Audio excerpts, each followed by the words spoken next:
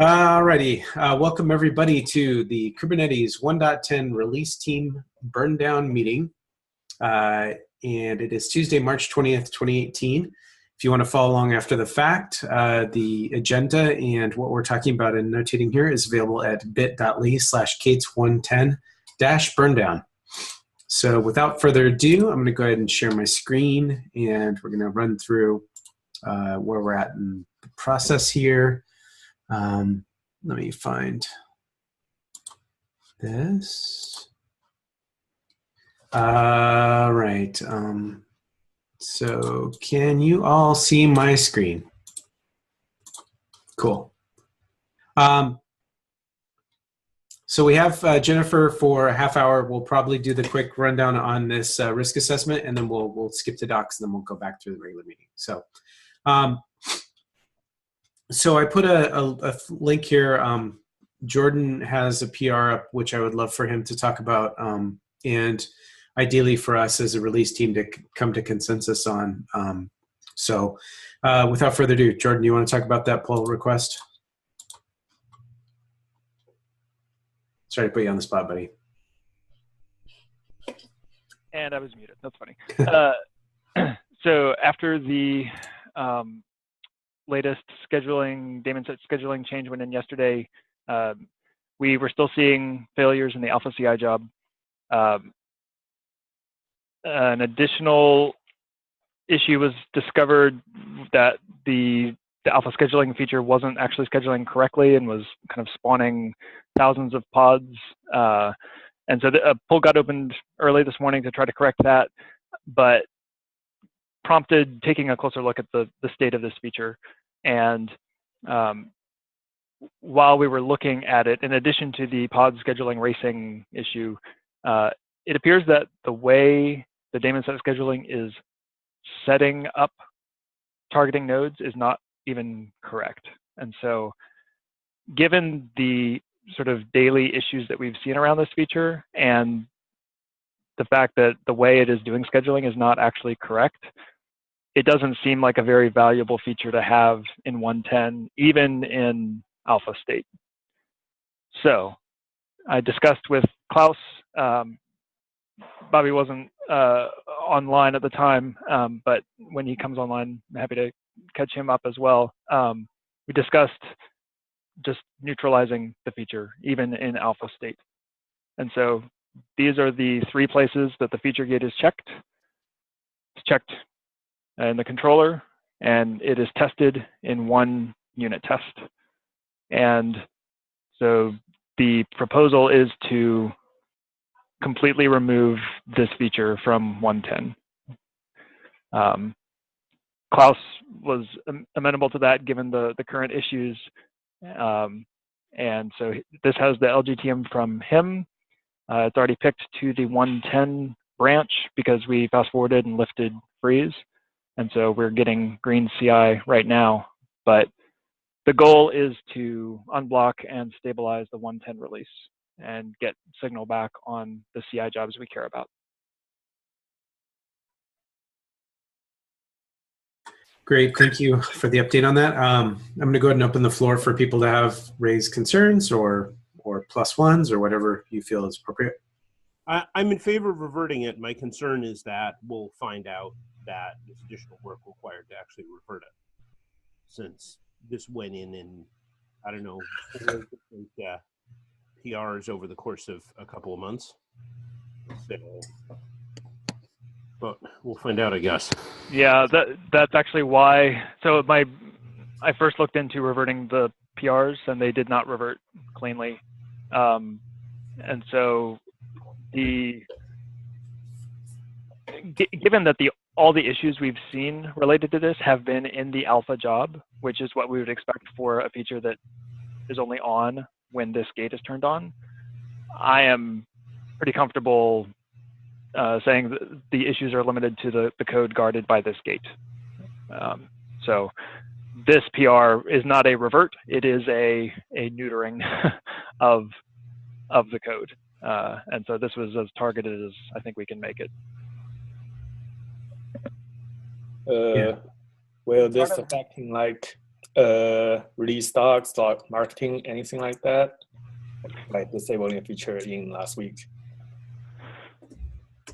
Yes. So I can speak to docs because the PR for the doc for this feature has been a little difficult to wrangle also, possibly reflecting some of the issues with the implementation. So I called it out yesterday, in fact, and as Jace pointed out in the Slack channel, Jordan's PR would moot the docs PR, and I am ready and waiting to close it unmerged. Yeah, and I, in terms of like the marketing blog and all that stuff, I can do a once over and make sure that it's not elsewhere. That's not a problem. I don't think we typically call out alpha features in marketing because they are not enabled by default. So actually, yes, we do. I didn't say never. I said typically. So yeah. It's worth looking at, but I wouldn't expect this to be a headlining feature that would require major rewrite. Yeah. Okay. And I'm also happy to come in behind Nick or Jace or anybody on the marketing team and double check. So I think we've got enough eyes to take care of that one. I went through the blog this morning and I don't remember seeing it. That doesn't mean it's not there, but yeah, it's not in the blog, but maybe somewhere else. But I think we're safe. I mean, it's the one doc PR. The thing, just as a release manager, if I put that hat on deeply for a moment. Having cruft code sitting out there that's basically dormant and not accessible, it always makes me nervous. But given that there's no way to cleanly revert the PRs themselves, we just have to, whoever is leading 111 needs to lean into the scheduling SIG and really get them to clean this up and fix this stuff. That is, Bobby just said he will be focusing on that for 111. Perfect. That's exactly what we need. And I think there are some issues open for carrying this stuff forward. Yeah, there are several linked to the feature issue.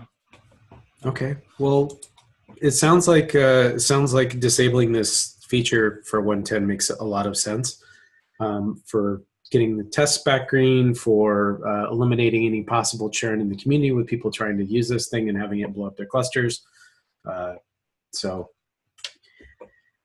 I'm in favor of the PR getting merged. Anybody not?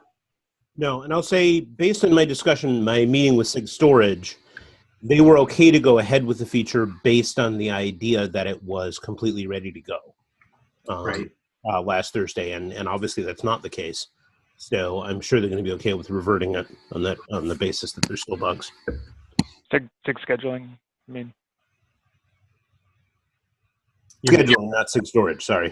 Yep, yeah. Okay.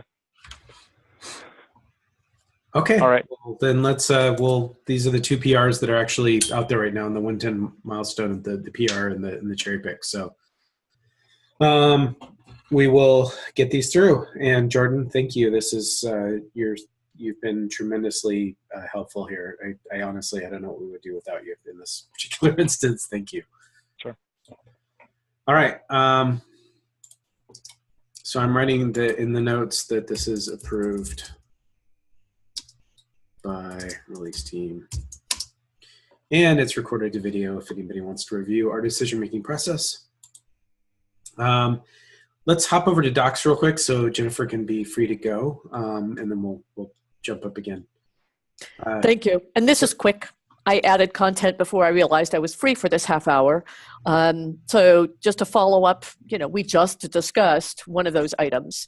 And I hope by tomorrow, what I'm going to do about the 1.9 downgrade issue at this point is merge the currently not really quite right PR. It's technically okay, it's just not really user-friendly, and then submit another PR for review to make sure that I haven't broken anything technically. I'm confident on that point, but it's still a good idea to follow due process. And I will be starting to generate the docs today. I reworded that because it's a peeve of mine to have people call them auto-generated when there's nothing automatic about it. Docs runs scripts manually. I thought we had someone named Otto generating them. Oh my gosh! Next release team that needs a role. We need to find someone. Otto. This is the new Doc's role name for the release team. This is it. That role is now Otto. Otto. Nice. Thank you. That made my day. I am henceforth known as Otto, and yes. Then you don't have to remember the names of the Docs people. We'll just be Otto forever. That'll always be Otto. I love it. Yep. Great. I'm on Sig Docs after this. I'll let them know. That's it. No more new PRs today, small or large. So that's good. Great. So, all right. Cool. Thank you so much for getting that squared away. That is fantastic. Going back to the top, 61299. I didn't actually look at this yet this morning. So this is closed. What's the story here, Jordan? Do you know?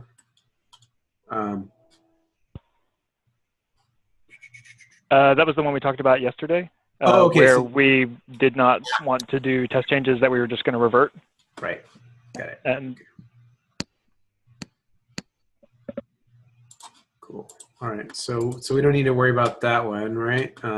Yeah. So those two PRs, I think those actually got those outstanding comments on those got addressed and moved into a combined PR. So the review on those changes is proceeding for the 1.9 release branch, but at this point we don't consider it blocking. Okay, great. So we need to follow up and make sure that the correct information is getting added to the release notes now. Yes.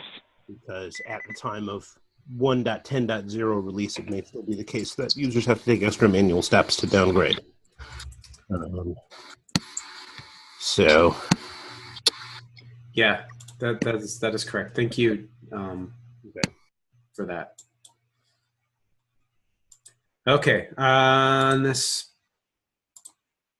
Oh, man, my brain's trying to mush with all these PRs. Okay, so this got merged. That's good. I'm glad that we got that all squared away. So, and that's very documented in the prior meeting. Okay. I'm going to write an email after the meeting today just to let everybody know in Kubernetes dev, hey, it's code freeze is over. Hurrah, go for it. I may also take a crack at a strawman 111 schedule because so far we don't have anybody stepping up as release lead, and that needs to be done soon. So if I do, I'll just put it out in the channel for everybody to look at. So this is still underway. Last time I saw, we are still waiting for the bisect to happen and find something inclusive. Anybody have any updates here? I went through all of the performance issues this morning. Okay. Nothing is conclusive. For that matter, I don't know if you noticed, but the patch for the FluentD regression did not actually fix the problem.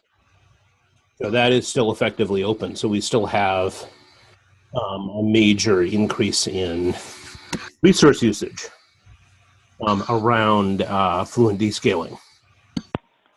And we don't know why.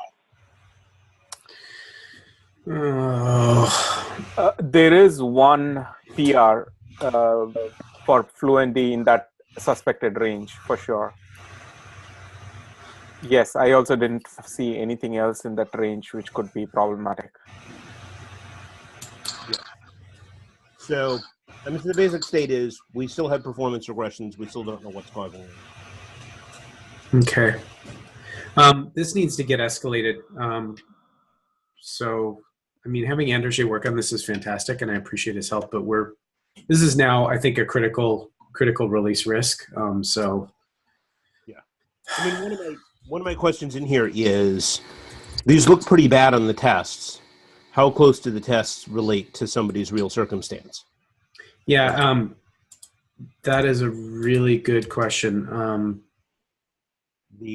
because, an extra 50 megabytes of memory under the circumstance of the tests, if we're scaling to 2,000 nodes or whatever it is, then fine. An extra 50 megabytes of memory at 4 nodes, not so okay. Yeah. As an example. So what we were looking at was 5,000 nodes, the time taken for pods to start up. That was the graph that we were looking at. Yep.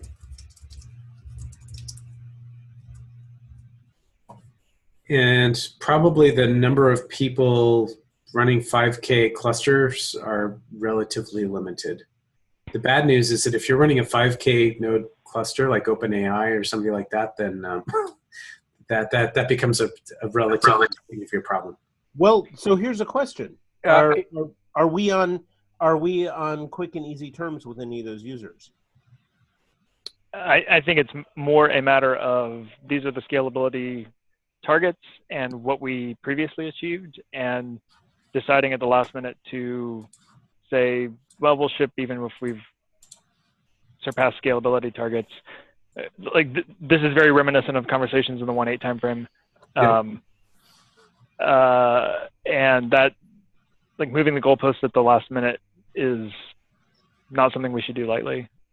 I 100% agree. And you're exactly right. This is identical to what we did at 1.8. It's like deja vu all over again. The thing that I want to understand though is, there are certain cases where there will be increased latency and it cannot be avoided. Operational targets are set given a certain set of assumptions, and if those underlying assumptions change in a way that's not retroactively actionable, then we have to adjust those expectations. Right.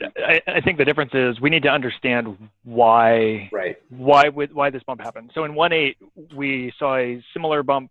We figured out what the cause was, and because we knew the cause and we knew the impact, we were able to make a more informed decision. Making a decision here that we're okay with missing scalability targets without knowing the underlying cause doesn't seem like a good idea. No, and I'm absolutely not advocating for that in any way. What I'm advocating for is that we escalate this to try and get more eyes on this, or whatever we need to do to figure that out. Yep. And the last resort, as it was in 1.8, because you remember I was a very strong proponent of holding off the release because of that last time. The last resort is if we have to do some sort of documentation or whatever that is to do that. So that's plan R or plan F. Let's plan A is let's figure this out. Plan B is let's figure it out and revert if we need to whatever code is causing it, and then figure out how to do it gracefully, whatever we need to move forward. But I'm at a loss as to how to get more people involved in this. Anybody feeling inspired? Well, first there's obviously the individual nagging some of our higher level founding people, because so far I haven't seen either the Tims or Clayton or anybody else actually even look at these issues. And then the other part of it is to, frankly, throw this out there in a common forum on dev in the community meeting saying, hey, we're just going to keep delaying the release until we know what's causing this. So if you care about Kubernetes continuing to release, maybe a little help. Yeah. That's a pretty big stick that we're yeah, but on the other hand, it's realistically what's going to happen, right? We're not going to release that. Well, the problem here is that access to the 5K node cluster, right? For bisection, that's what is sucking up the time right now. Well, so here's a question though. Can we demonstrate this performance problem measurably on a smaller cluster? That is, it won't be as pronounced, but can we do something in a smaller cluster that shows a difference between 1.9 and 1.10? Because that would give people an opportunity to test things themselves and get more people involved in this. Yeah, is this...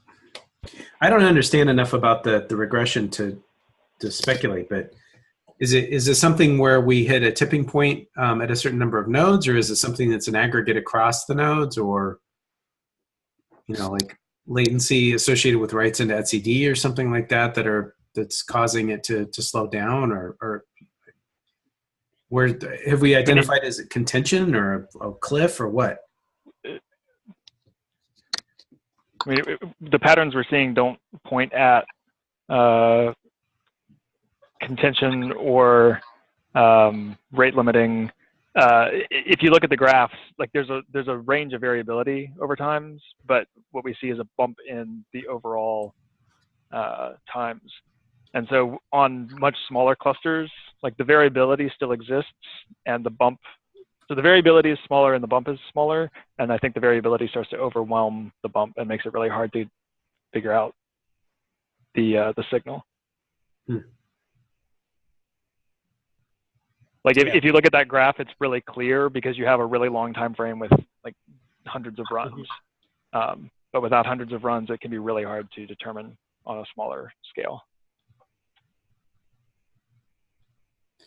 And is the data that we're using to compare, do we have enough data in look back to actually know if this is aberrant or if this is just something we didn't spot before? Or I wonder if we could look at the graphs and see when this spike starts happening, and then identify PRs that were merged at the time or right before that when the graphs start spiking. That's what the scalability team is doing. Yeah, so this is made more complex by the fact that right around the bump, there was something that went in that was later reverted. Right. And in the meantime, while that was in, apparently something else came in as well. And that's what they're trying to track down. So it's overlapping regression. So you can't just look at when the bump happened and say, well, the problem must be there, let's revert that. That happened already, and now they're bisecting again to try to figure out when a different regression came in. Yeah. Yuck. So this is a horrible troubleshooting scenario. Okay. So I guess I'll just go, Can I ask another question here? So this one is not the cube mark test. This is the GKE GCE test. So is that of a different category from the things that is set up by the SIG scalability, or not? I don't know.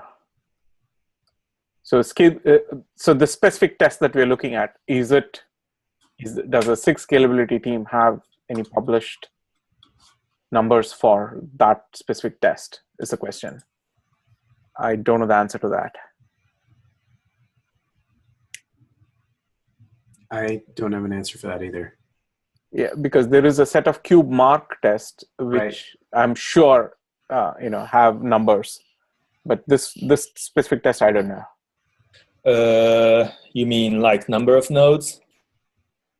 No, so if it's GCE or GKE, does the SIG scalability actually put up numbers limits for those or not? Right. Limits for what? The range, for the CPU memory, the startup time. So basically, quotas associated with those instances. Is that where you're? Yeah. Yeah, that I'm not sure. So that was one. The other one is we probably need to request Wojtek to help. I haven't seen him active in this PR. Maybe he's helping behind the scenes. So Sham and Wojtek, I haven't seen them pick up from Andrej, so that might be another thing to do because they have been running this for a really long time now.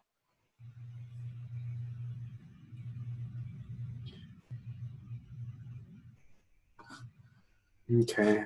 So Wojtek was out. He was sick for a while, and now I'm not sure if he was back, and then I'm not sure if he's out sick again or. So we can definitely ping Wojtek. Sham, I think, is still out. Tim, do you want to speak to what you just posted in chat? So I was just looking on just the SIG's info that's published, and I was seeing that they say 99% of pods start within 5 seconds. And depending on where we're looking, I mean, some of these bad ones are coming up above 6, and the good ones are below 4. So it's as much as a 50% decrease at this scale, which is pretty significant, and it's definitely past what they say is their number. And it's not like they clarify that this is only a number in certain contexts. Like that's appears to be a broad goal. Right. The reason why I'm asking is, for example, in KubeMark, I don't think the cluster add-ons like FluentD actually get in there, right? So if it's an add-on that is enabled only for GCE and that goes up, then everybody else shouldn't have to pay the penalty for it, right? Right. So if they're do we do KubeMark at anything approaching the same scale? I think so. I think so too, actually. We could find that out. Yeah, there is KubeMark 5K nodes density pod startup. Yeah, there is one, and that seems to be pretty fine. So, because that would be useful. Can we actually confirm that? Because we can confirm that's the case, then that'll help us looking for what's wrong. It'll, for example, isolate it to definitely being related to FluentD. Right. So the one that I was looking was this one: KubeMark 5K nodes master density pod startup, as opposed to the other one, which was the GC. Yeah, are you posting this link somewhere? I pasted it in Zoom chat. Okay, it's not coming up in my chat. Oops. Sorry. I think I pasted it just to send. Okay.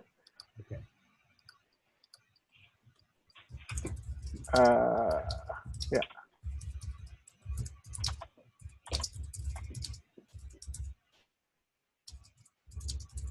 So I'm actually looking at the graph, not on test app grid. I'm looking at perf-kates.io. Yeah, on the other hand, KubeMark 5000 says 3 of 11 runs failing in the last week. Kind of makes me wonder if what we're just seeing is the variability they were talking about. The first failure I tunneled into had looks like a segfault core dump, so like totally different, I would say, failure. So before we get further into this, Sen, you filed an issue that all of the GCE tests have been failing or not running for the last 8 hours. Is that resolved?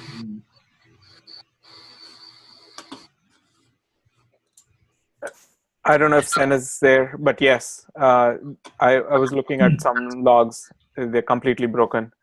Yeah, GKE looks like it cannot bring up clusters. Yeah, I'm nagging some like internal folks, see if they can find out anything. And we don't have enough logs because this is GKE, so we can't reach into to get the logs on why stuff is failing. But it's very suspicious that it might be around the time when we did the RC1. I think it's not only 110. It's also like affecting other branches. Oh, so, perfect. Then it's not us. Or it can be a zonal issue, like the US-1F, like maybe quota thing. I'm asking like Josh and Andrew, see if they have any clue, because they have access to the internal logs. Yeah, wait, you need to wait for like 30 seconds for it. Yeah, it came up now. So look for GCE 5K nodes master density pod startup. Yeah, that's the one that we've been staring at for the last week. then you can compare it to the other one.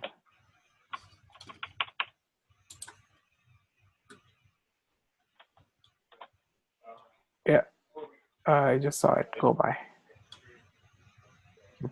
Yeah, right there. 5K nodes master density. Yep. Oh, what is that? Exactly. So if it's just a GCE GKE thing, and the cluster has add-ons which contribute to the problem, then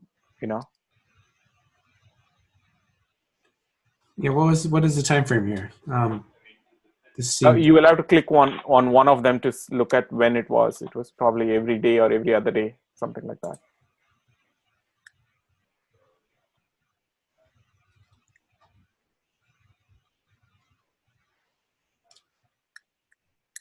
So it's back in February. Yeah, it doesn't run every day. Yeah.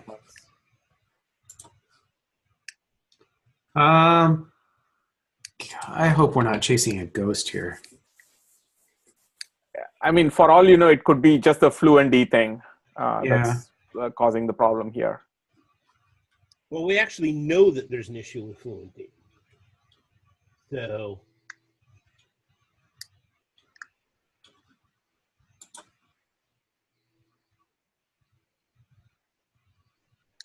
this is all over the map. So the thing that to look out for here is, for example, look at 115, right, where it is, and compare it to 124. So that's basically the bump. Yeah, so that incrementally the 99th percentile is quite a bit higher. Right. 90th actually, percentile. seems to be. Oh no, this is the GCE test, right? Exactly. Wait. Maybe can you check the GKE one too? Yeah. While we are at it?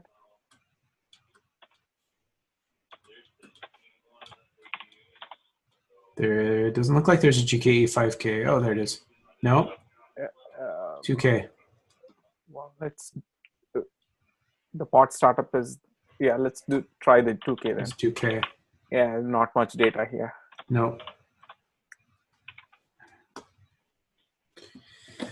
Oh man, this feels like we're just waving a giant stick around in the dark trying to hit a bat. This does not feel like we're getting anywhere. All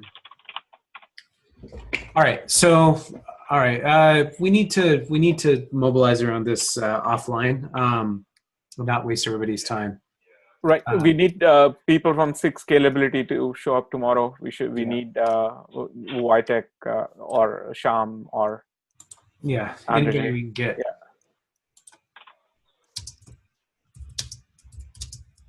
We need to wave the red flag on this. Yeah. Agreed.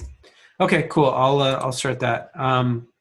So we can talk about that offline in the Slack channel as well. Open issues were down to 5. Now we're up to 6.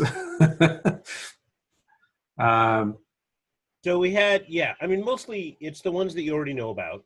Like I said, D1 got reopened because the patch did not help. And that's why I said the possibility that all these performance things is a fluentd problem seems entirely plausible. But we definitively answer that.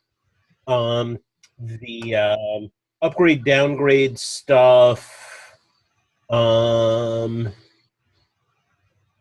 Wait, now that should be getting closed now that we've made a decision on the PVC stuff. But I didn't take a look at it. The other thing that got recently opened, not a blocker, but we found yet another bug in the subpath security fixes. Oh boy! So the PR for that comes through before we release 110. We probably want to include it in 110. If the I don't expect that to. Is this the socket? Yes. I don't expect that to be ready. Okay. So beyond that, Everything else in open issues are things that you're already familiar with. Good. So, All right. And there's the two disabler, like the neutering neutering PRs. The cherry pick is just pending milestone or branch approval. So I guess that is to Caleb. Yep. So I will assign him. And the other one is pending a green cops test, which was blipping for a little while on a bunch of PRs. Okay. So since we're disabling demon set, shouldn't we call it exorcism instead of neutering? I'll stick with disabling. Yeah, let's not. Oh man. All right. So it's rerunning the cop shop. Okay, cool. So we'll keep an eye on these. And let's scroll down here. Everything looks okay there. We've got all the failures. Zen, do you have any other stuff that you want to add?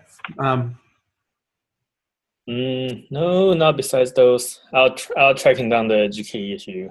Okay. Not because the equivalent one for GCE is still green, so I still like the test itself they are still fine. Okay. The cops jobs that were failing, I was looking at those and it. Which one? The cops. There was some cops jobs failing.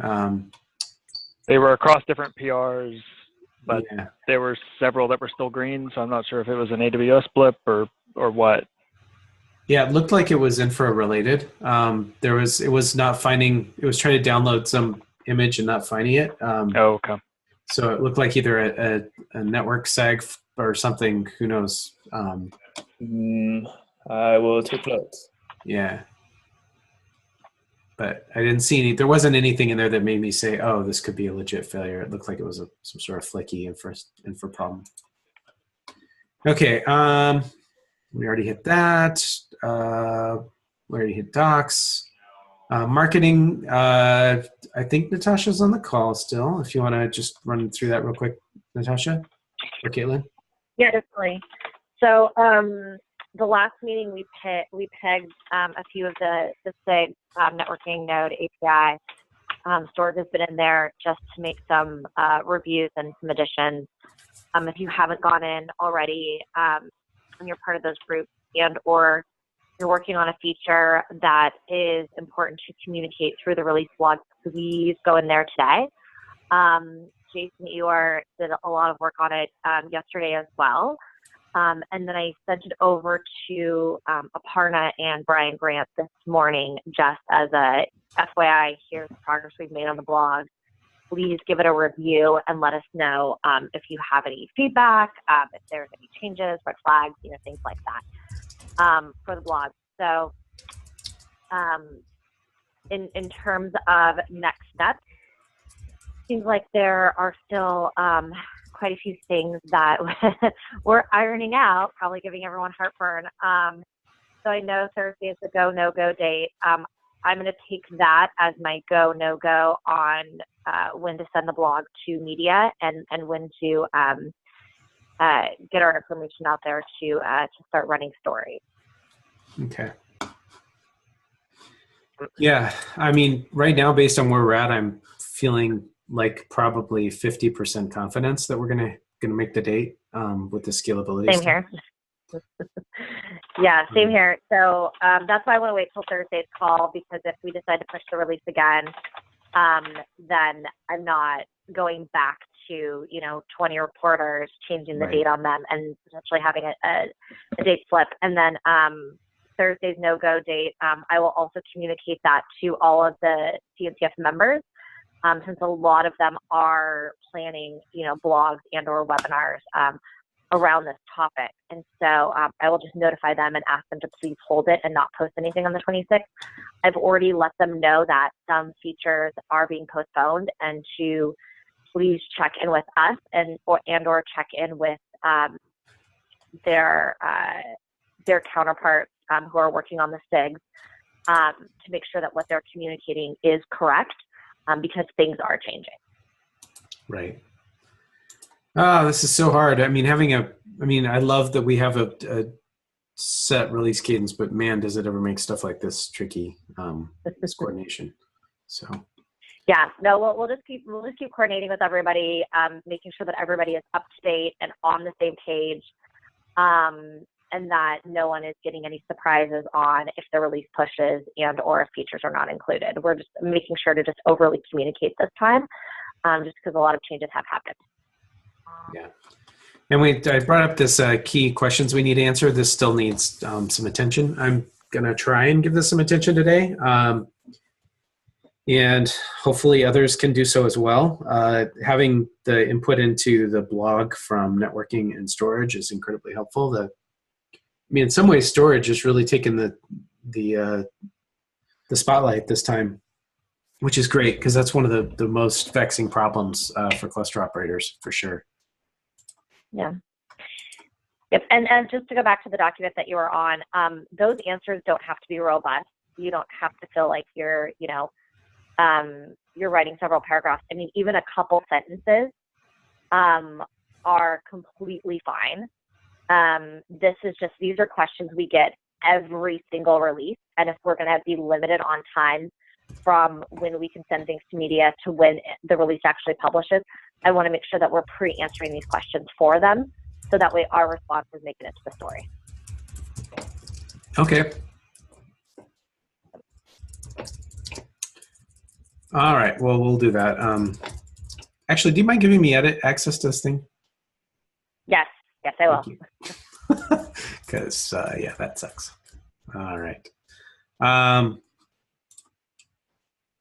Like this. All right. Cool. Thank you so much for that. Anything else that you want to share before we move on? Nope. That's all for me. I'll just be on the calls every single day until this release finally publishes. Oh, it's so amazing to have you here. Thank you. All right, Nick, do you want to hit release notes?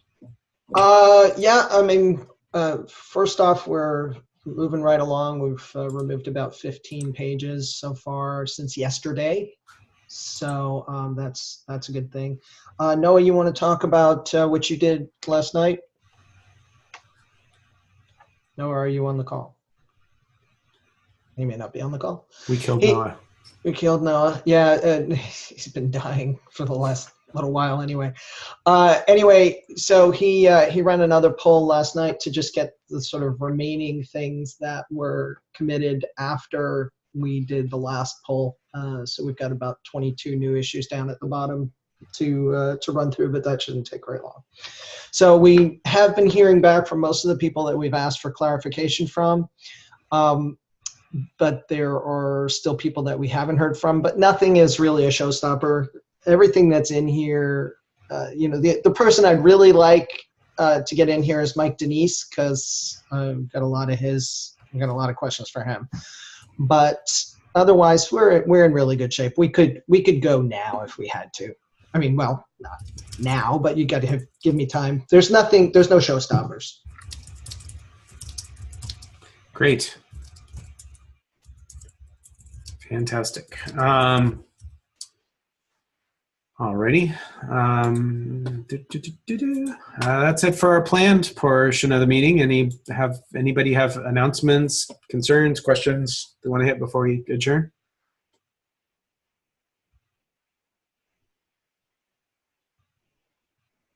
Okay. All right. We'll see you in the Slack channel, and we'll see what we can do about the scalability thing. And I appreciate everybody's help so much. This is truly a team effort, and I'm blessed to have such an amazing team working around me. So thank you all very much. Thanks. Bye, everyone. Bye. Thanks. Bye. Bye. Yeah.